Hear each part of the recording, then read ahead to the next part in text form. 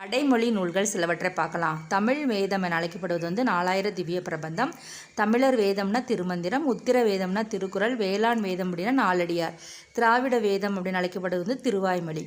வழிநூல் அப்படின்னா கம்பராமாயணம், சின்னூல் அப்படின்னா நேமிநாதம், நெடுந்தொகைங்கிறது அகநானூறு, நருந்தொகைனா வெற்றி வேட்கை, குட்டி தொல்காப்பியம்ங்கிறது இலக்கண விளக்கம், குட்டி திருவாசகம்னா திருக்கருவை 18 குட்டி கந்தபுராணம்னா கந்தர் கலிவெண்பா, பாவை பாட்டுனா திருப்பாவை, உளத்தி பாட்டுனா முக்கூடற்பள்ளு, குரத்தி பாட்டுனா குற்றால குறவஞ்சி, தமிழர் கருவூலம்னா புறநானூறு, குழந்தை இலக்கியம் என அழைக்கப்படுவது பிள்ளைத்தமிழ், அறவுரக்கோவை முதுமொழி காஞ்சி, தமிழின் முதற் கலம்பகம் நந்தி கலம்பகம், தமிழ் மொழியின் உபநிடதம் தாயுமானவர் பாடல்கள், கிறிஸ்தவர்களின் களஞ்சியம் தேம்பாவணி, வடமொழியின் ஆதிகாவியம் ராமாயணம், வாக்குண்டாம் என அழைக்கப்படுவது மூதுரை, திருக்குறளின் முன்னோடி புறநானூறு, ஆத்திச்சூடியின் முன்னோடி முதுமொழி காஞ்சி, திருத்தொண்டர் புராணம் பெரிய புராணம், மணநூல் அப்படிங்கிறது சீவக சிந்தாமணி, மணிமேகலை துறவுங்கிறது மணிமேகலை, தமிழின் முதல் காப்பியம் சிலப்பதிகாரம்.